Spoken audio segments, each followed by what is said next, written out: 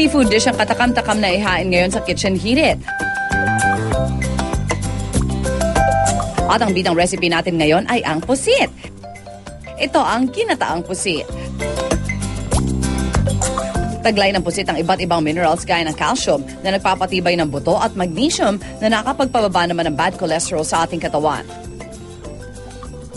May potassium din ang gata na nakakatulong upang makaiwas sa pagtaas ng blood pressure.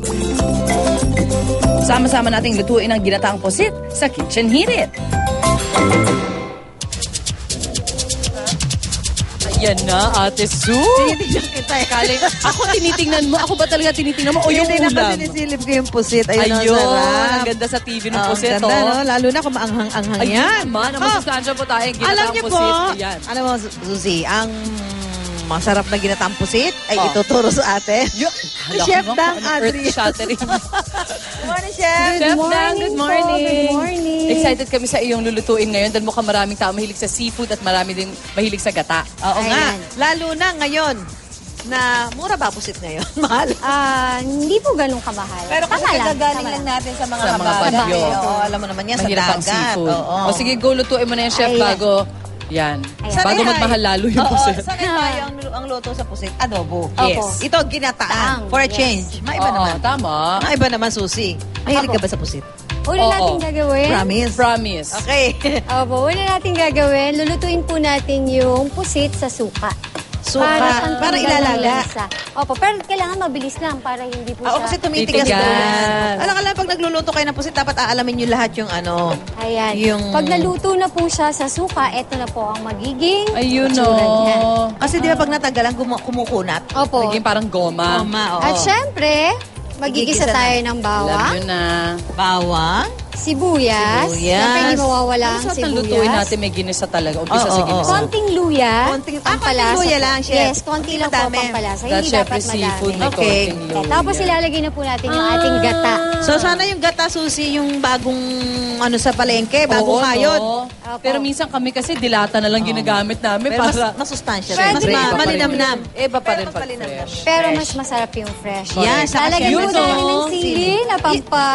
Ang Opo, konti. Tinanggalan ni Chef ng ano, Buto. buto yung Buto. sili, ano. Opo. Chef, yung siling yan, yung pansigang. Opo, siling Yung mahaba. haba. Kung tawagin Ayan. natin. Okay, oo. Ayan. Tapos, pag pinakulo nyo na po siya, ito na ang magiging Oh. Resulta, yan ang itsura niya. Ang galing ni Chef, halatang napag-guess na dati, no? Kasi ang bilis kumilos. Pwede na po natin ihalo yung ating pusit na pinakuluan Sa kanina. suka, Suka. okay. Napansin ko, wala pang asin.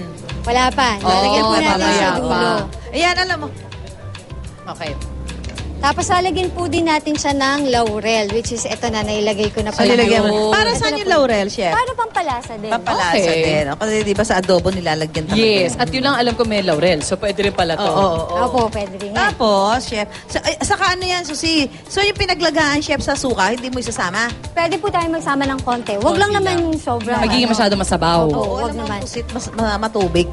Oo, Napansin, nga, di ba, that's no, right. Chef? Di ba, That's- matubig? Opo, yun po yung isang reason kung bakit natin papakuluin muna dun. Para sa matanggal suka. yung Para matanggal tubig. yung tubig. Ah! Para matansya natin yung ilalagay natin na tubig. Oo. Or Sa sabaw. isang kilong pusit, Chef, mga magkano gagastusin? Pero sa isang kilo, ang gagastos po tayo ng 300. Pero sobra-sobra po yun sa isang pamilya. Kung Mga- halimbawa, 5 tao, Pwede na. half kilo, pwede. At lalo na pag inanghangan mo, Ate Su, dahil Oo, tipid para- sa ulam, malakas sa Oo, kanin. Meron hindi Opo. kakaib. Mga Yun lang, yun lang. Chef, kasi alam niyo yung pusito, may nagmamahal ang presyo niyan. Lalo Oo na nga, pagkagaling tayo pag sa mga tag-ulan o kaya may Opo. bagyo. Mahirap ulihin yan no? Opo, mahirap yan. Yan na. At Even lalagyan yung mga natin isda, ng Ate Su, suka. nung naging Ay, asin. tag-ulan, nahirapan din kami maghanap ng isdang dagat. Oo. Kasi syempre mga fishermen sabi Yes. ng pag-asa, huwag kayong mangisda. Tama.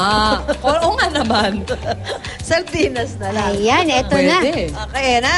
Eto na po ang ating So ginataang pagka pusit. saglit mo na lang siya pakukuluan sa gata, ano, Opo, Chef? siluto Ang na technique siya. po, pag sa pusit, wag dapat ma-overcook para hindi titigas. Para hindi kayo kumain ng goma. Tama. Hindi nyo malulunok yan. Exercise sa panganin nyo yan. Sana exercise tayo, mabuluunan. At Ayan! Thank you, Chef. That speaking of matitigas sa mga panga, meron tayo mga bisita ngayong Ayan. umaga. Aba, ibang salakayan gang natin Ayan, ngayon. meron pala. Salamat, Good Chef morning, Dang. guys. Thank you po, thank you. Yung iba, mga mga newscaster ng Unang Hirit. Hey, guys, welcome to Unang Hirit.